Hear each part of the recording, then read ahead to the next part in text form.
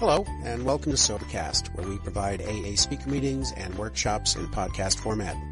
We're an ad-free podcast, and if you enjoy listening, please help us be self-supporting by visiting Sobercast.com, look for the donate link, and drop $1 or $2 into our virtual basket. We hope you enjoyed the podcast. Have a great day. My name is Ralph. I'm an alcoholic. And I'm going to do what the rest of the speakers have done. Not because the rest of the speakers have done it, but because it's heartfelt. Mark and Dawn, but Mark, you had a vision. And more important than having a vision, had the commitment and the balls to stick with that commitment.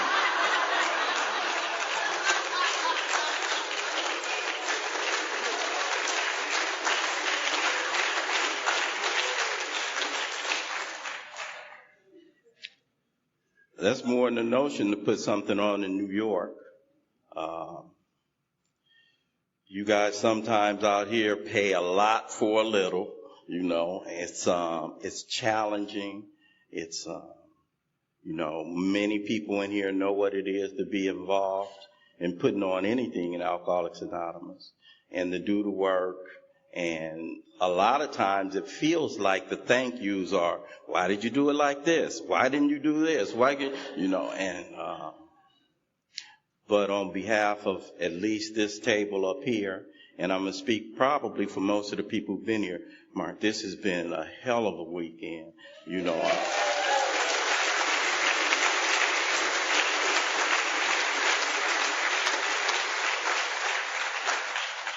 I'm reminded in Alcoholics Anonymous of what it is that we get the opportunity to do. Unity, recovery, and service. And the speakers who've been up here, we've been doing the spotlight work in Alcoholics Anonymous. I always talk about that. That's the spotlight work. All eyes on us. We get to come up here. You guys do a long line and you thank us and you tell us, you appreciate us traveling and the rest of that. And that's cool. That's the spotlight work. And it's rewarding. I came in here. My sponsor's here this weekend, and he says his gift is he fell in love with Alcoholics Anonymous. That's me. Fell in love with the program. When I came to stay, it wasn't hard for me to get into the fellowship, the unity part of our program. Fell in love with it. And as a result of doing that and doing that and doing that and doing that and doing that, I'm from a region in this country where we talk about the big book from the day I came here. We've always talked about recovery, and I'm the kind of guy, why be in a 12-step program and not know about the 12 steps? Don't make sense to me. What I do, I do. Sports, I'm a sports fanatic. I collected baseball cards. I could tell you one year, Elgin Baylor in the playoffs averaged 30 and he averaged these men. I subscribe to High Times. Whatever it is I do, I get into my craft. So as a result of coming around here long enough, I said, why be in a 12-step program and not know about the 12 steps? Got really interested in that. And so started getting into the recovery part of this. And so as a result of getting into the recovery part and having had a spiritual awakening, as a result of that, what do you do with a woke up spirit? And you put it in the service. And that's the deal. That's the people around here who know the secret to what it is that we do. Those are the people, guys like Tom. I still don't take it for granted. Blows me away. Dude got up. He didn't know me. Got up, got in the car, came to the airport, picked me up, took time out of his day, and that's the people. The guys that's been at the back in the yellowish, greenish garb. I appreciate you guys, the greeters, the security, the ladies who sat at the registration table. The people who sold the lottery, the raffle tickets, I call them the shadow soldiers, the ones who work in the back, the ones who get up on a Friday night or a Saturday night and they get out of their warm beds and they get out from in front of their TVs and they go fire up the coffee pot and they open up the door and they wait for Ralph to show up. Super Bowl Sunday, 7th game of the World Series, NBA Finals, get out of their bed, fire up the coffee pot, wait for Ralph to show up. They go in our jails, they go in our institutions, they go in our treatment facilities, and they look for Ralph. And I am so grateful to the men and women, the shadow soldiers, the ones who work in the back, who kept the light on for a drunk like me. Still grateful. Still grateful. Feel overwhelmed when I get the opportunity to sit with the men and women who've been here this weekend. You know, what we do and what we've been doing this weekend is try to give words to something that you can't really give words to. So we do the best we can to describe a personal experience. When I talk to you this morning and I speak of this God of my understanding, trust me, whatever it is that I say is very limited, because I'm trying to give words to something for which there are no words. When we talk to you about our experience in Alcoholics Anonymous, at least for this guy, I try to give words and I try to breathe life into something that you guys in here know what it is. I have a friend who says you can't describe the taste of a banana. You got to experience it, and it's an experience for each and every one of us. You know, and I've never been the anchor man. You know, I'm usually at the front end. So as the anchor man in this kind of deal, I'm already on full. You know, I was in sales for a time, and one of the tenets of selling is know when to quit. Know when to quit, you know, and so I really want to just say ditto to everybody else and just, I'm out, you know, but you gave me the time, so I'll take it, you know. My boy started us off, Carl. He and I have been together so many times this year, and he's from home, and he kicked this thing off, and he set the bar where it needed to be set. Then Mr. Lorenz here from Indy, Mike said some things that spoke directly to me. You know, I'm a guy that says some stuff, and but it's a trip, because the longer you do this deal, the less invested you are in the way you think this deal is supposed to be done. I used to have really strong ideas about it. When I do inventory, I don't put myself on the list. I'm not going to write about it. That's another way of being self-centered. Here you go. Yeah, you want to write it. But Mike said some things that has nothing to do with, the structure as it's laid out in there. It has to do with, do you want to see yourself? Do you want to do whatever it is, that is going to enhance whatever it is that helps you with this whole self-examination process? He just opened me up to some new ideas about some things, and I really appreciated that. Peter had to take off already. I love Peter. And Peter brought more spirit. Peter is an intense guy, but, with his intensity, he has some enthusiasm. I love Peter Marinelli, and he's got that intensity. But that's up here. When you meet him off of here, Peter's like a gentle guy and the rest of it. So, talking about no words, if you guys were not here, you don't describe the diva of the crew. The lovely Katie Parker. And Katie, oh man.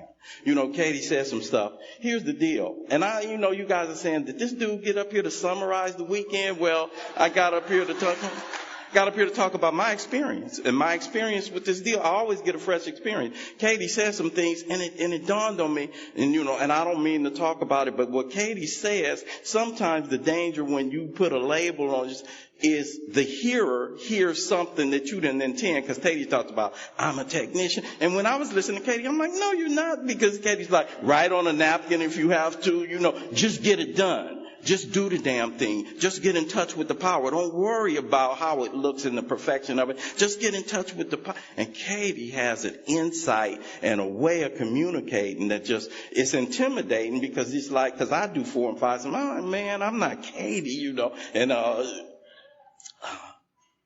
then my sponsor.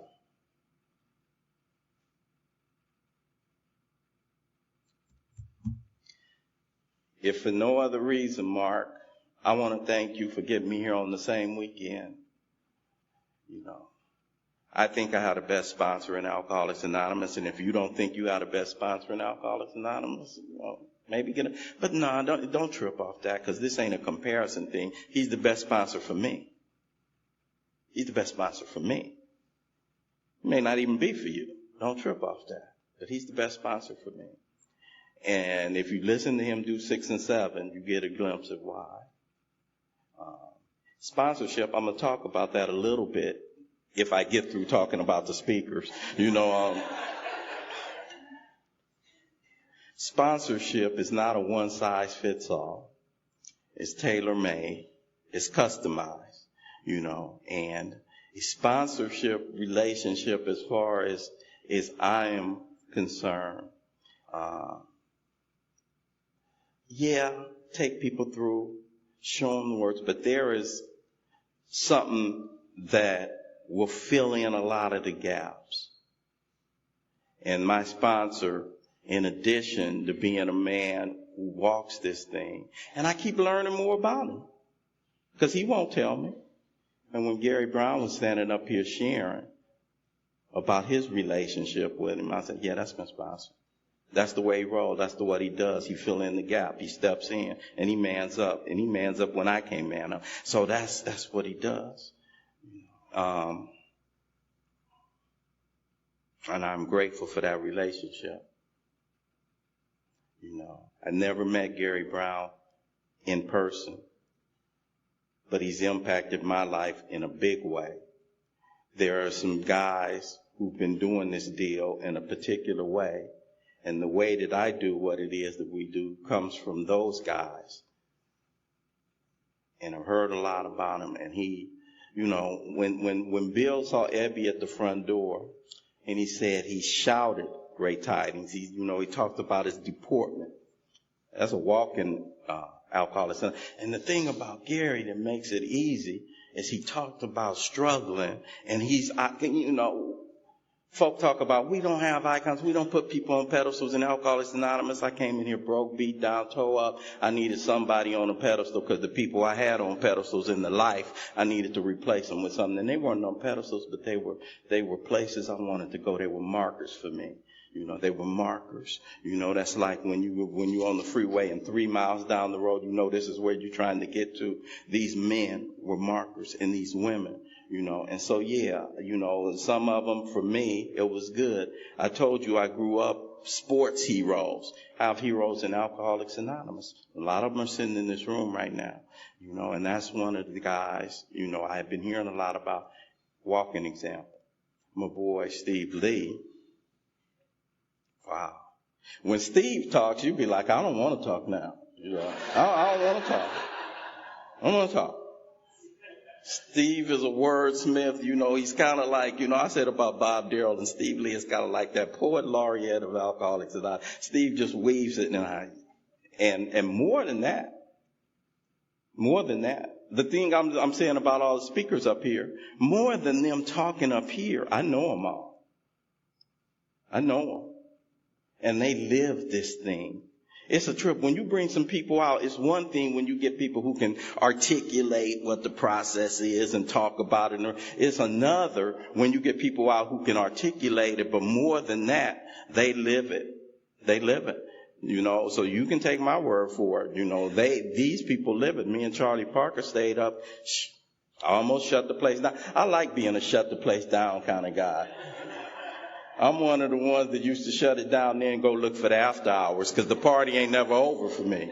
I come from South Central Los Angeles. I have a big family, and I'm a high achiever. And coming up in life, I always had some things and not had some things. I never had material things, but I had dreams and goals and hopes and aspirations. In Alcoholics Anonymous, one of the common themes you'll hear from most of our members is they never felt like they fit in. That's never been a part of my story. I've never been interested in fitting in. I've always wanted to stand out. And as a result of that, I achieved and I accomplished some things coming up in life. And some of the reasons I was a high achiever, is you've heard it from so many speakers in here, it's that prison I've lived in much of my life. I'm trapped in what I think you think about me. And I want to shape and mold and form and frame your opinions about Ralph White, and I'm deathly afraid that if you really know me, you won't like me. And that has been a driving force in my life for many years. Took a long time before I took my first drink. I was 16 years old. Somebody talked about 12 years. I was 16 years old, and that's very late in Alcoholics Anonymous, but I was busy on my way to being the first black president of the United States. People laughing here, but in my neighborhood, I grew up in the heart of Watts. I'm from the 60s. I lived across the street from where the Watts riots took place. Where the National Guard set up. Grew up in that time, but I grew up in a time and in an era when I was going to make a difference in my community. I was going to make a difference in my neighborhood. I was going to make a difference in this world. People in my neighborhood, when I was growing up and I would say I want to be the first black president, people would pat me on the head and say, you go for it. Because I was always student body president, class president, straight A student, teacher's pet. Grew up going to school. My mother, old Southern Baptist sister, and she used to take her 6 boys to church every Sunday. I'd resent it. I said, as soon as I turn 16 years old, you won't have to worry about Ralph White darkening the doors of anybody else's church. Said it, did it, meant it. Religion was an opiate of the people. Rather smoke mine, thank you very much. And that's the kind of stuff we would say that was real cute back then in the city. But that's the way I'm rolling, man. And my grandfather, he was a deacon at the church, and he was one of the founders, and everybody liked him. He had probably 5th or 6th grade education. Old Southern cat that came to Southern California to make a better way for his family, and homeowner, same, and I look at my grandfather and my granddad and my mom up in church, and I'm like, yeah, that's cool for you guys. You're from the South, you need some people to tell you how to think and to tell you how to live. I'm too slick for this, I'm the new generation. I'm not trying to do that, When I hit the chapter, We Agnostics, there were some things in there about forming this relationship with this power that were very important for a guy like me. And it said, be quick to see where religious people were right. They were exhibiting a degree of stability, usefulness, and happiness. Stability, usefulness, and happiness. LO 63992. LO, that's a prefix. Youngsters, phone numbers used to have letter prefixes. That's my grandparents' phone number. I can't tell you how many phone numbers I've had in my life. My grandparents had one phone number the entire time they lived while I was alive. Exhibiting a degree of stability. And I used to talk about my granddaddy don't make as much in his lifetime as I'll make in a year or 2 years, because I was working in good, and it dawned on me when I hit chapter We Agnostics, as much as I talked about as much money as I made, not what little granddaddy made, it dawned on me. Granddaddy never asked me for bail money.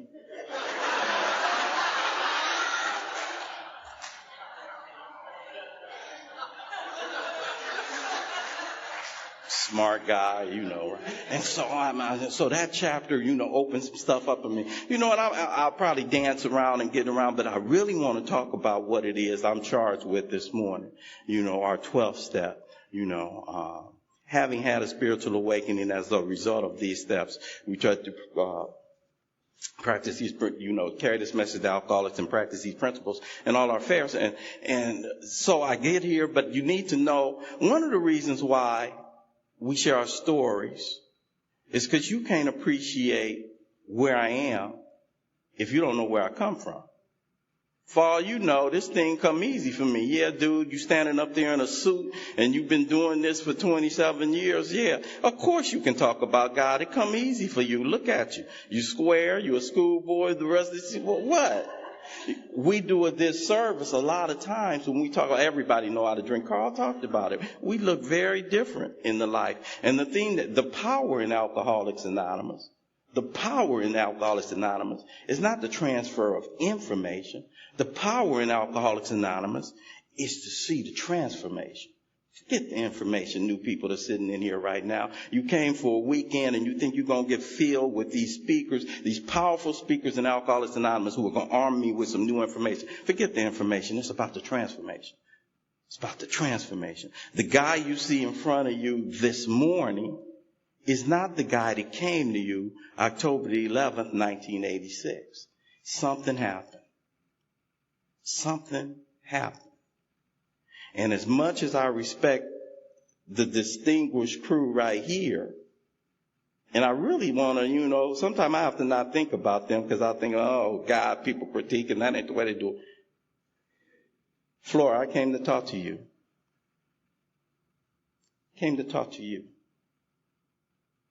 Yeah, you. One day sober. I came here for you.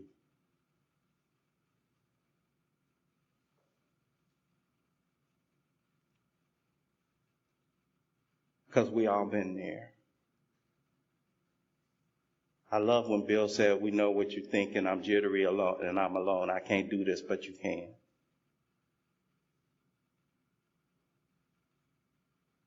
But you can. Good news, bad news. Sometimes in Alcoholics Anonymous, the first thing we say to a newcomer is, it's going to be all right. I want to let you know it ain't going to be all right.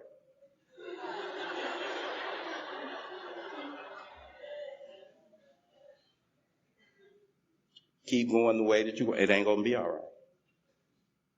And it's that collapse. I love when my sponsor talked about that. It is on that collapse.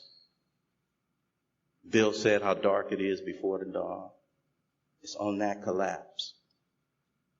It don't take a lot of courage, and it does take some courage, but I don't pray you courage. I pray you desperation. My life had got to a real dark place October of 1986.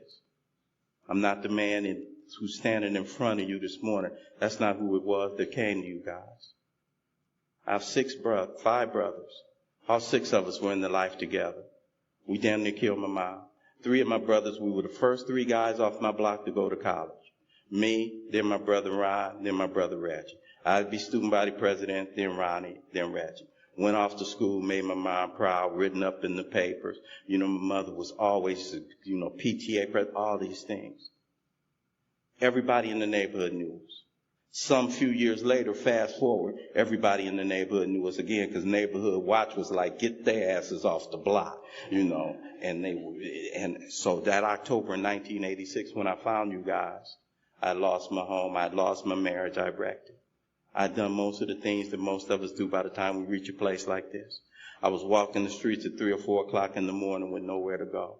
I turned into one of those foot soldiers. I was sleeping in the back of my mother's garage, and I was eating lemons off a neighbor's lemon tree for breakfast. I'm a graduate of a major university in this country, and my job at the end was taking the trash out for a 21-year-old. I hadn't answered anybody's 8 o'clock or 9 o'clock wake-up call to go to work in so long, I no longer knew if I was employable. Didn't know where my little girl was going to school. Didn't know where my family was living. Met you guys in that condition, toe up. And I came in here, and I found my people. And I started going to meetings of Alcoholics Anonymous. And I started going to meetings of Alcoholics Anonymous. And I started going to meetings of Alcoholics Anonymous. And I got into the unity part of that program. And I fell in love with the fellowship, like I said, before I fell in love with the program. And after about a year of going to meetings and diligently going to step studies at the hall and listening to people share about steps that they hadn't worked, but it's good, including me, by the way, I love talking about stuff I don't know about. What? I ain't no problem, and I get in an argument like that too, and if you can't be smart, be loud. That's my thing. Be loud. So anyway, I'm doing the deal, I'm doing it, and I'm sitting at a marathon meeting, and some men and women came in at a slot. And they were a group called Big Book by the Sea in Santa Monica. And they presented the Big Book Alcoholics Anonymous in a way I had never heard. In an hour and a half meeting, they had members proceed to come up, and each one of them would share about it. And I was like, wow, what is this? And I asked my mom and my brother and I, because in Alcoholics Anonymous, as important as it was for me to get a sponsor, I found another couple of things important. You won't find it in the Big Book. You won't find this in any of our sponsorship pamphlets. You won't find this anywhere except in Ralph's book of experience and a lot of your book of experience. As important as it was for me to have a sponsor, I had a couple of road dogs. And my road dogs early on, because this is going to have to be fun for me. Flora, if it wasn't fun, I wouldn't be doing it. They'd have another person doing the 12 step. This was fun for me. And my brother and my boy Stranger, we were hitting it. We were doing the damn thing, man, and we fell in love with it. We had one car. Strange had an old yellow bucket, and whoever had a panel that night could use the car. And we would be rolling. We'd go to meetings. We'd take meetings to members who couldn't get out to meetings, and we started doing the damn thing. And my brother and Strange, we were all at this marathon together. We said, we want this.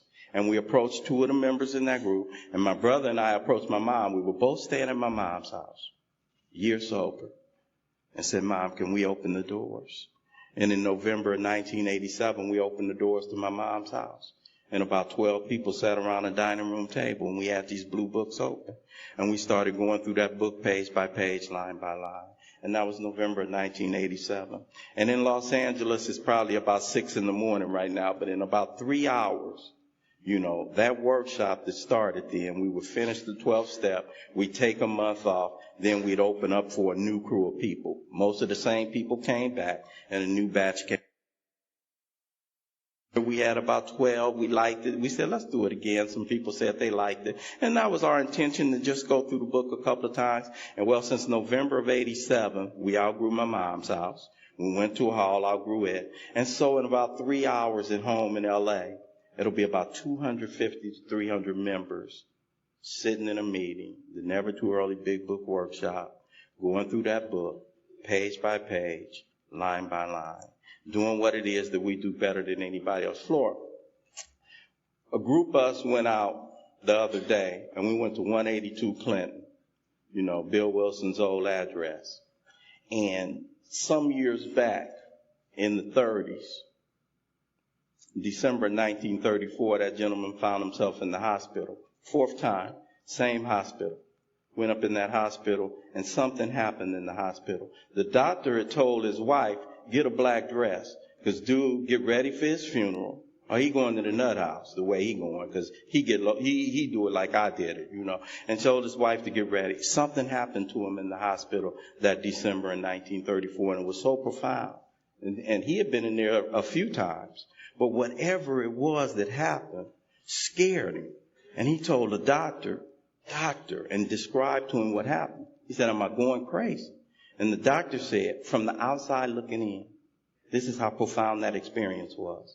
The doctor looked at him and said, dude, whatever it is, I don't know, but you would look good holding on to it. And he left the hospital, and he went out looking for people like you and me. 6 months passed, couldn't find nobody. Preaching to him. You need to have this white light experience. Nothing happened, but he stayed sober. And in that length of time, some of his guys that he used to do business with put together a business opportunity. They said, we want you to represent us in this business deal. Sent him out of town to Akron, Ohio. And his business didn't come off too well. And he found himself in a hotel lobby on a Saturday afternoon, and he got thirsty. And he could see the bar from the hotel lobby. Probably hear the ice clinking in the glasses. I always think because I put a backstory on the story.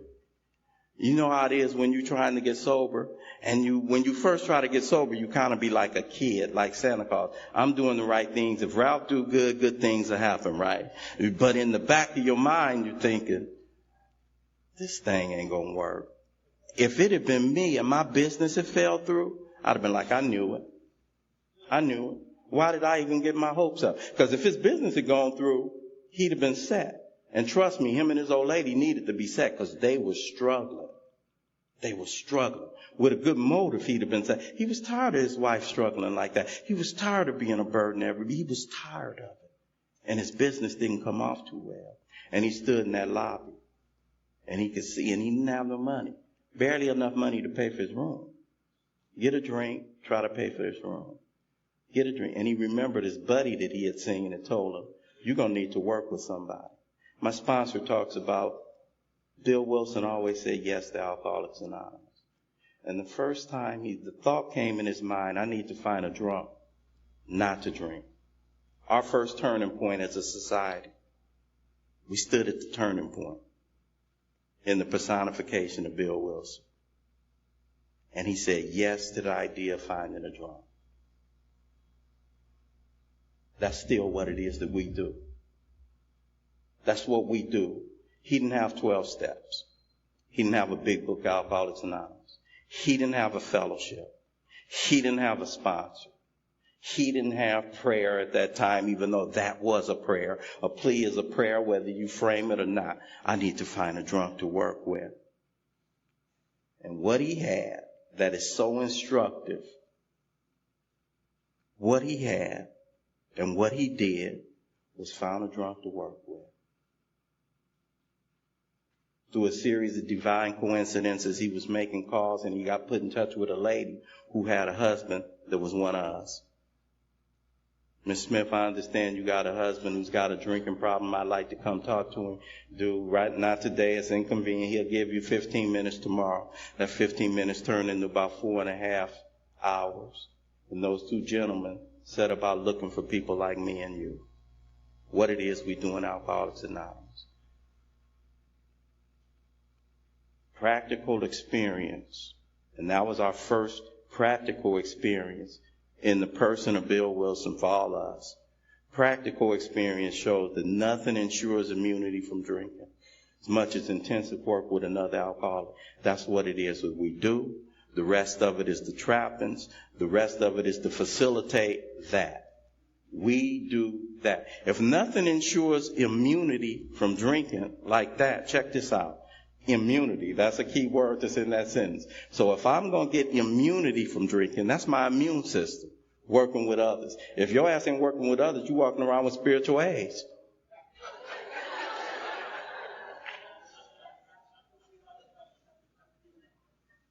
If I'm not working with others, where is my immune system? That's what it is we do.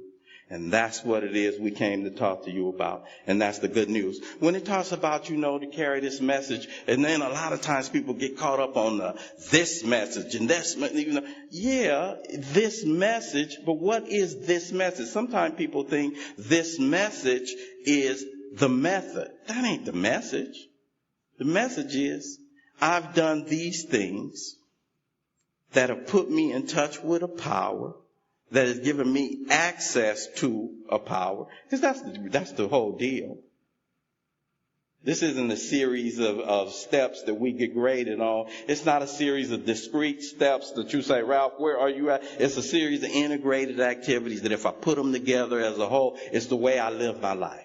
It's the way I live, and it's an integrated set of actions that become a working part of who it is I am. And I can't tell you the day or the time or the hour when that thing happened for me. This attitude that Steve talked about, this attitude had been just given to me. I can't tell you when it happened. I can tell you that I know it did happen, and it was a looking back experience where, damn, I'm not thirsty, and I don't even think about it. Damn, I'm sitting in here at a bar because I'm here for a good reason, or I'm at a wedding, and they're drinking alcohol. It's just like they're drinking water. I can't tell you when that happened. I can tell you that it did happen as a result of a series of discrete activities that I started incorporating into my life as a way of living. I'm a guy that, my sponsor, and he's here, and I just take stuff from him. He's here, and that's what he says. He says, you can't treat a spiritual condition through mechanical means. We do the mechanics, but that's not what's treating it. We do the mechanics to get in touch with the power. The power is what's doing it. I'm standing up here in an upright position on Sunday morning. I'm not doing it because I read this book so well. I'm standing up here for one reason and one reason only, God's grace. Every single one of us who approach these 12 steps, approach the 12 steps already sober. Every single one of us who approaches this deal, approaches it already sober. So this didn't get me sober. What gets me? God's grace. On October 11th, 1986, what happened for me is what happens for a lot of people. When desperation meets opportunity, a window of grace opened up and I jumped through the window. I jumped through the window that morning. I jumped through the window. And when I jumped through the window, what I've been doing ever since then, the book talks about enlarging and perfecting my spiritual life through self-sacrifice and working with others. So ever since then, I've been bigger and better in my spiritual life. Bigger and better. Enlarge and perfect. How do I do that? Grow God, shrink Ralph. Grow God, shrink Ralph. How do I get this growing God thing going? Shrink me. Don't worry about growing God. You just shrink you. He'll be what's left. reduce you because you in the way. I mean, my sponsor says that is him. Don't worry about that. Don't go looking out here and go looking out there. Well, how do I do that? Work for his kid. You know, anybody, sometimes people will say, well, I love God. I love this power. And you know, it's a lot of people that love Alcoholics Anonymous can't stand alcoholics. The theory of Alcoholics Anonymous, you know, the organization Alcoholics Anonymous. It would be great if it wasn't for those goddamn alcoholics, you know, and some folks, you know, I had some people, and well-intentioned and well-meaning, some people came up to me talking about, Ralph, we want to start at 10, 11, and 12. Wouldn't it be great to be in a meeting where everybody is all the way recovered? And to me, this is me, I'm a trenches guy. It's like, that sounded to me, Jimmy, something like being in a hospital with nothing but doctors. What is that about? We want to keep the riffraff out. We are the riffraff. What the hell are you talking about?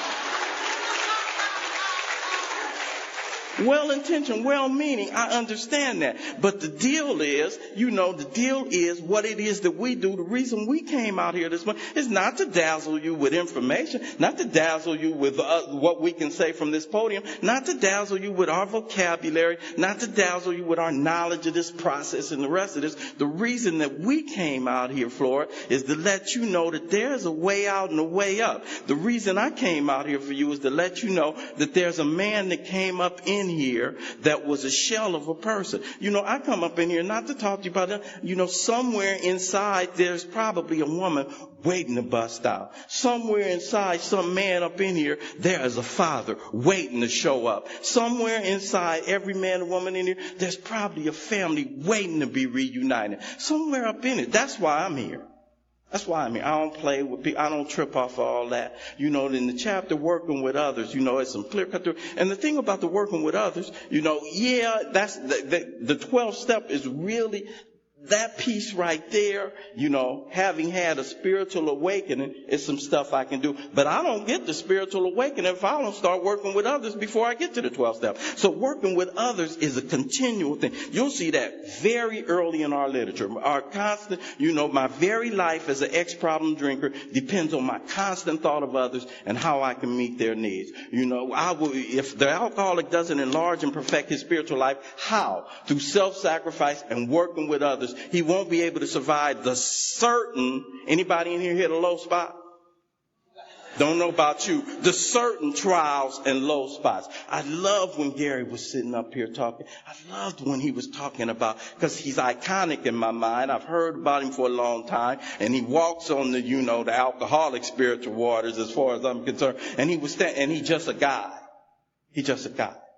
He said, I've been taking people through. I was doing the damn thing. I was sponsoring people who were sponsors to people. And I was doing the damn thing. And I went bankrupt. And I was doing this and he's just a man standing up here doing the best he can with what he got. And he was standing up here talking. And the reason why that resonates with a guy like me is because that's what I do. I fall down. When I take one, I can't tell you the amount I'm going to take. I can't control it. And when I sincerely don't want to put it in me again and start that cycle up again, I do it again anyway. And I believe that probably makes me alcoholic. And if that's the case, I'm suffering from an illness that only a spiritual experience can conquer. And I don't believe that because it's written in there. When the men and women that I work with and that I trudge with, I'm right there. I don't just take this, okay, so what? It's in the book. And? Do I believe only a spiritual experience? No. Why do I believe only a spiritual experience to conquer what I suffer from? Because I tried a financial experience, didn't work. I tried a love experience, didn't work. Tried a family experience, didn't work. Tried a father experience, didn't work. Tried a fear experience, didn't work. Tried a self-knowledge experience, didn't work. Tried an acupuncture experience, didn't work. Tried an est experience, didn't work. You know, I tried everything there was. So that's why I believe if that last one, and if it ain't, suffering from an illness that only a spiritual experience can conquer. And and I'm gonna be all over. Somebody said you can't talk about one step without talking about the others, and particularly this working with others, because this is how I got there for me and the way that they worked with me, because that was a hard pill, because I grew up in the church. And what it was, I always felt like this is myths. I'm not feeling it. And I come from a Baptist church that, sometimes they feel to fit what they feel, and I'm a skeptic. If it ain't my experience, you lying about it being yours. That's the kind of guy I am. You phony. You fake it. I still say that sometime in recovery. I have to really be careful on some of the old ideas that I have. If it's not my experience, you lying about it being yours. And so in church, it's a trip, because my brother talks a lot too. Me and Ronnie slept in the same, we're a year apart. 3 months apart recovery. He's 3 months ahead of me. He's a year younger than me. We literally slept in the same bed, could smell each other's feet. We literally slept, same house, same conditions. Emerge out of that house with two different perspectives of it. Ronnie always wanted to be somebody else, wanted to be something else. He always wanted to feel what my mother felt in church and felt like it was unavailable to him. I never wanted to. And I look at my mom in church, because one of them, I don't know about a lot of you guys, you may not know, but in Baptist churches, sometimes folk, get overcome with her. And I look at my mom like, you better not jump up in here and embarrass me. I'm a kid. You don't know about that, Carl, because the Lutheran churches, they're probably, thank the Lord. Yes, sir. Yes, sir. That ain't where I come from. And I look at my mom like, don't you embarrass me. I'm 7. Selfish and self-centered from an early. I'm so selfish. I don't know where we're going this morning. Stay with me, though. I'm so selfish and self-centered. This is Ralph White. Through 8 years old, 109th Street Elementary School, I remember I'd be walking through the hallway, and I'd walk a certain way because maybe I'm on candid camera. Old people remember candid camera? I would really be rehearsing. For real, okay? For real. I'd be thinking one day I'm going to be on candid camera, and I needed to be walking right. And that early age, so I'm that kind of guy. So this whole church thing, I'm not feeling that. So when we hit the chapter, we agnostics, and some working definitions for that agnosticism for me was, I didn't have a problem because I wasn't trying to be atheist. That's too windy an argument you got to uphold. Why there is no, plus I suspected there was. He just wasn't doing nothing for me. Plus I wasn't trying to fool with him. That's the bottom line. So when presented with this idea that only a spiritual experience can conquer this, I really identified, when the book said that next piece, which seems really, really odd, to be doomed to die an alcoholic death, which ain't pretty. It's slow death. Death on the installment plan.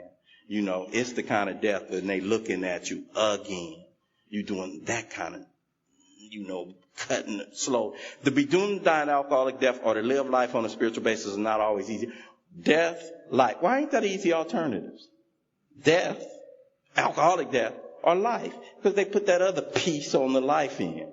Or to live life on a spiritual basis. Why you got to go there? Or to live life on a are not always easy alternatives. When are alternatives not easy? Ralph, kid. You can have castor oil or cod liver oil. Yeah, great, right. Electric chair, gas chamber. You rather be shot or you rather be cut? You want to listen to Liberace or Lawrence Welk? God damn,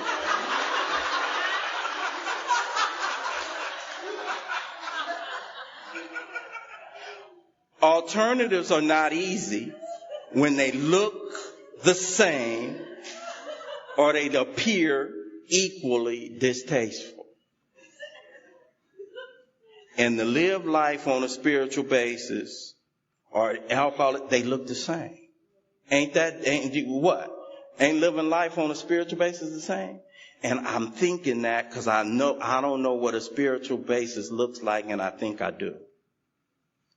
I think spiritual basis mean no fun, no chasing, no none of the stuff I like to do.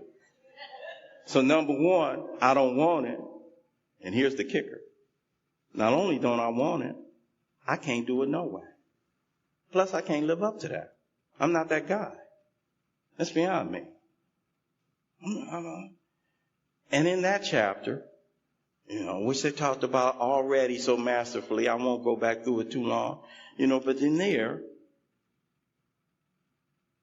I did the negative second step, which is what brought me into this piece. I had come to believe in the hopelessness and futility of living life as I have been living. I had come to believe that at 3 a.m, you'll find me walking. And it's just going to be like that. I had come to believe. We don't know what's waiting on you in recovery, Flora, but I can guarantee you what's waiting on you in the life. That's how I work with new people.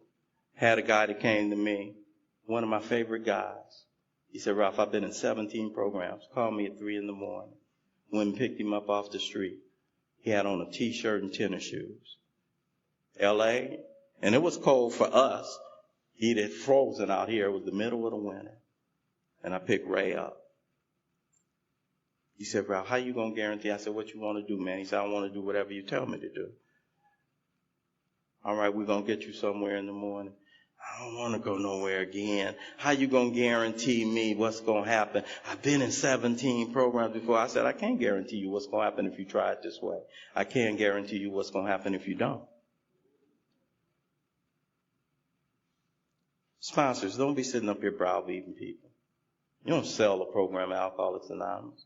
We ain't trying to stop people from drinking. In my home group, we say, we want you when alcohol is through with you.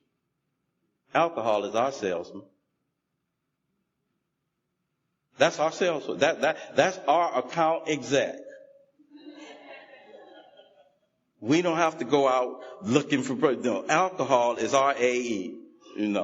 Okay, you want to keep doing... Okay, you like it, I love it. They'll be back. That's just like, Fred talked about... Who was talking about Fred? Was it Jimmy? Fred, okay, see y'all. And they's like, okay, cool, Fred, you will. And Fred was like, we didn't hear from Fred for a while, but that's how that happens. That's how that works. And we get the opportunity. We get the opportunity. We get the privilege. I've been going a lot, and people be like, Ralph, ain't you inconvenienced? And don't it feel, I like having an immune system. When Gary was talking, he said something in his talk. He said, through all them years of all my malfeasance and alcoholics and personal stuff that was going on, that was going against what it was that he was the man he was growing into. He said, but one of the things that must have held me in all that time, he said, I never stopped working with others. I never stopped working with others. I heard. I never stopped working with others. It's a privilege we get to do that not a lot of people get to do. Working with others encompasses sometimes sponsorship. It encompasses more than sponsorship. It encompasses other than sponsorship. But that is the greatest privilege I get the opportunity to do. And one of the reasons why you never hear Ralph White talk about I throw people away, you ain't got to do, and you'll hear me talk. Sometimes I feel like I'm fun. Okay, I am. You hear me talk a lot about my sponsor, and most of it is his example. And Bob talks about, we know who the players are. I got people on my tip. I got people on my tip that you say, how many people you sponsor? And I don't know if it's Scott Lee who has that answer, but I don't know who it is. But the first time I heard it, I loved it. How many people do you sponsor? Oh, about half of them. Isn't that a great answer, sponsors? About half of them. Why folk be going around firing people? Check this out. The reason most people fire sponsees is so sponsees ain't doing what they want them to do. Well, the ones who ain't doing what you want them to do ain't fooling with you no way. It ain't like they taking up a lot of time. I'm not even tripping off that. I don't even, because we don't work with others to get them sober. We work with others so we stay sober. The hell am I doing getting rid of my immune system? No. I need you. I need you. In the early ones, when they were doing 12-step and real stuff, and a lot of times, folk of our generation, when Clancy was talking, a lot of what he was saying, I was like, oh man, that ain't what we do now. But then I'm like, because this is how I am. This is how I am. I will hear Gary Brown. I will hear Bob Bazans. I will hear Clancy. And they'll talk about really what happened. And they hear. And I want to discount. Oh, you ain't doing it right. How the hell am I going to tell you ain't doing it? And you sitting here. You sitting here. I used to be in a spot and somebody used to be telling me, you ain't doing it right. I'd be like, I paid for this shit. I do it however I want to. I'm getting the effect. I don't care what it looked like to you. I'm getting the effect. You know, Charlie, because I did some everything. Charlie was really nice and dancing. He said, we're not going to talk about, I did a lot of stuff. I grew up in, I came up when I came up. When they handed me that J, if I had known I'd be here at the Gotham City Roundup, when they told, back in like 72 when they handed me the joint, I would have probably told them, Mark, I can't hit this because I'm going to be at Gotham, but I didn't know. I didn't know. So,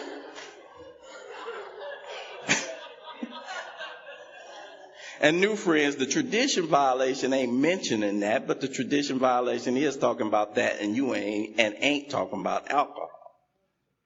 That's what we do. We're Alcoholics Anonymous. And so in working with others, my sponsor, I was on the part, and he like, we know who the players are. We know who the players are. Me and Jimmy was talking, last night, me and Charlie were talking about that last night. I don't trip off guys. I got people, and sometimes I listen to Katie. I listen to Charlie. I listen to Mike. I listen to, and I'd be like, Steve, something's wrong with my sponsorship. You guys just seem like you sponsor so much better. I listen to you when you share. And it's like, so new friends, don't trip off that. That's who we are.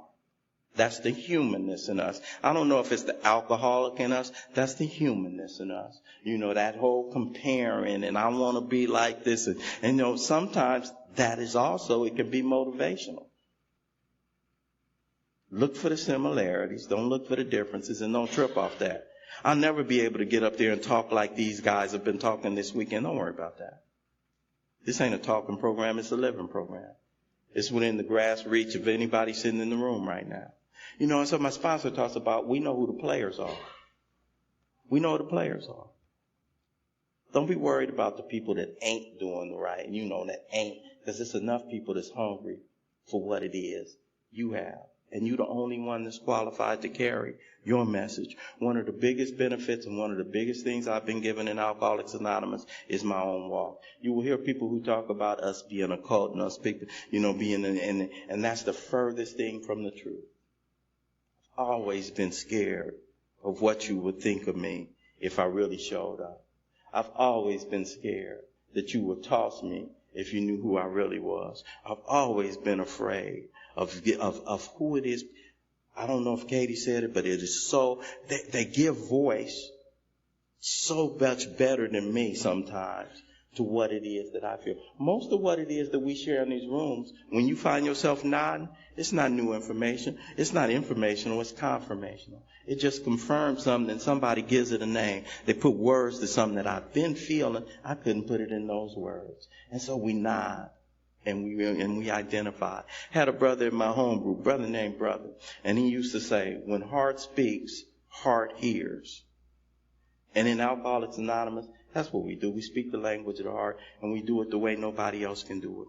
We can reach other people when nobody else can reach them. We charge with that. There's something that is special about what we do. And the way that most of us get it, the thing that we are armed with that makes us the most useful and the most valuable, it hurts a lot, but it's what we are, and it's our experience. I got on my knees in my first year of recovery, and with a group of men and women, and I said, God, I offer myself to you to do something with me. I offer myself to you. And if I'd have said that prayer, if I'd have walked up to you, Miss Soon, with that 1 year recovery, and I wasn't a vision for you, I wasn't much to look at, and I didn't have nothing going on. I was staying at my mama's house, and if I'd have walked up to you and said, Miss Soon, I offer myself to you, you'd have been like, dude, keep it moving, But what I like about this process is when I did that sincerely on my knees in front of this power, I didn't know. That's the third step. I didn't know this power. It was a promise to submit to the rest of the process. And I got on my knees with a group of men and women, and I said, I offer myself, do something with me. And I've done a lot of things in alcoholics, and I've veered left a lot of times. I've fallen down, and I've done stuff. I've done stuff I'm embarrassed by, and I've done stuff that I'm ashamed of. I've done stuff and then at the end of the day, those are the things that seem to make me the most useful. But what happened when I got on my knees in that condition? In churches, in religious institutions, I don't know if they say that. It's what I heard. You had to come a certain way already. You had to come right already. In Alcoholics Anonymous, you don't have to come right to get right. Come like that. Get on your knees. Third step. Steve was talking about it felt hypocritical. That's the biggest freedom in that third step. Come as you are, still hoeing, get on your knees. Still lying, get on your knees. Still tripping, get on your knees. Still watching porn, get on your knees. Still not being able to be trusted, get on your knees. Still not giving them a full day's work, just get on your knees. And right in that condition, doing those things at that time, in that circumstance, he'll do what it is that he do. And he don't need your permission. He does need your cooperation. And he did something with this man's life. He did something. He did something. Did something. It's what we do better than anybody else. At the end of that prayer, it says, God, take away my difficulties. Not because I'm afraid of them. I am. Not because they're uncomfortable. They are. Not because I don't want them. I don't. But take away my difficulties. The victory over them may bear witness to those I would help. That's how we get most useful, So if you're going to claim that God can handle anything, check this out. Sometimes he just going to have something for you. Going to have something for him to handle. Somebody in here just have something for him to handle. Don't trip. Somebody in here feel like they're in a dark place right now. Don't trip. It's going to be what you arm with. I'm going to tell you, you can grow in the valley. Been there. You can grow in the valley. You can grow wherever you plant it. Not only can you grow, you can thrive and you can prosper. 22 years sober, I thought that they needed a treatment I thought they needed a recovery home for old timers. I was like, Carl, I was ready to call you. I felt fraudulent in my sponsorship. I felt like I didn't need to be going out talking no more. I didn't know. I thought that there was that there's going to be this, causal relationship, and there is somewhat between that is a measure of how you doing the damn thing. The measure of how you doing the damn thing is doing the damn thing. Don't worry about how it looks. You know where we come from? Sometimes it takes a while. That's why my sponsor, my son, he said, it might take 50. Because I fall down. Spiritual walk ain't perfect. But I love this thing because as a result of me falling down, I am extremely useful to folk because that's what we bring to the table. Everybody in here got something. You might think because you can't take people through this, you got experience. You got experience. I can stand up in front of you and say it with certainty. You can lose your house and you ain't got a drink. I can say it with certainty. You can come out of a 20-year relationship in front of everybody in your Alcoholics Anonymous community, knowing everybody at the same, you ain't got a drink. I can say it with certainty. IRS can come after you for $80,000, you ain't got a drink. I can say it with certainty. You can go broke and you can live happy, joyous, and free in Alcoholics. I can say it with certainty.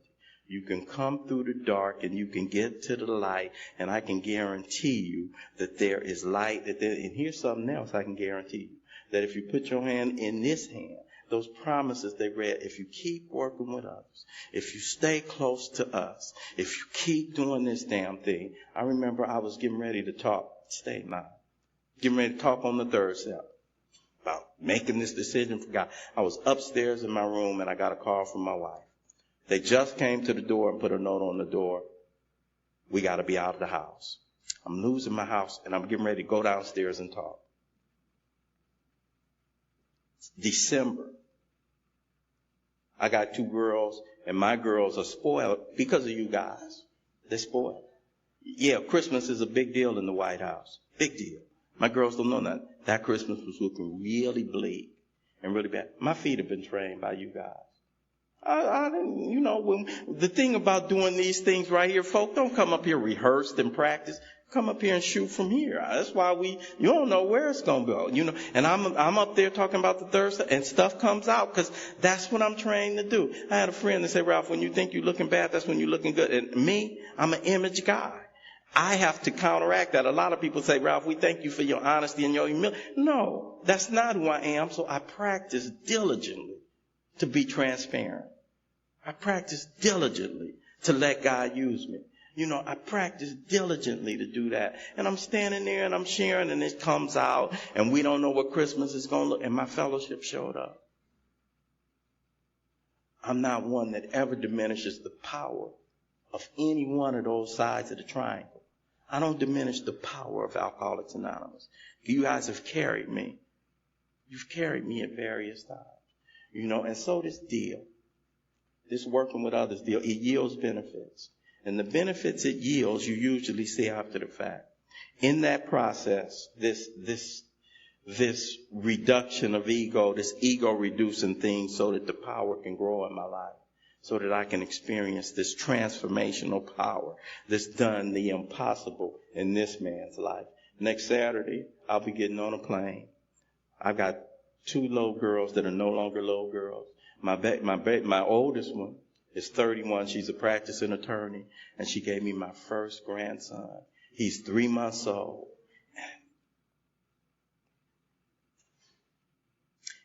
Thanks to you guys, he'll always have a granddaddy that's present and accountable and spoiling that young man.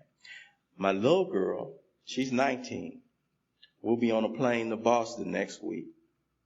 She'll be moving into her first apartment. Dad will be flying back with her because that's what daddies do as a result of Alcoholics Anonymous. This working with others deal, man, is real. It's tangible. It'll take you to the next level. 3 levels of prayer life, 3 levels of my spiritual life in Alcoholics Anonymous. First level, first phase, almost all of us come in here on that.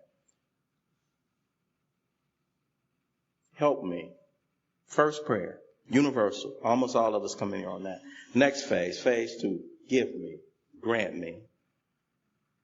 Third phase, highest calling in Alcoholics Anonymous. I can lose my money, check. Lose my house, check. Lose, my standing, I thought I didn't, but in my mind, check, all that. Third phase, highest phase, can't take it from me. Use me. Use me. You've made me useful. You've given me a way out. You've given me something to hold on to. I am extreme. You'll never hear Ralph say, I don't know why I'm sober. I know exactly why I'm sober. I get a blessing so that I can be a blessing. And recovery for me is a gift from God. What I do with my recovery, that's my gift to God. My name is Ralph. I am an alcoholic.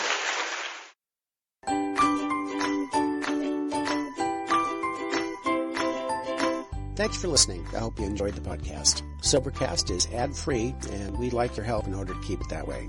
So if you'd like to help us be self-supporting by pledging $1 or $2 a month, visit Sobercast.com and look for the donate links. Thank you very much.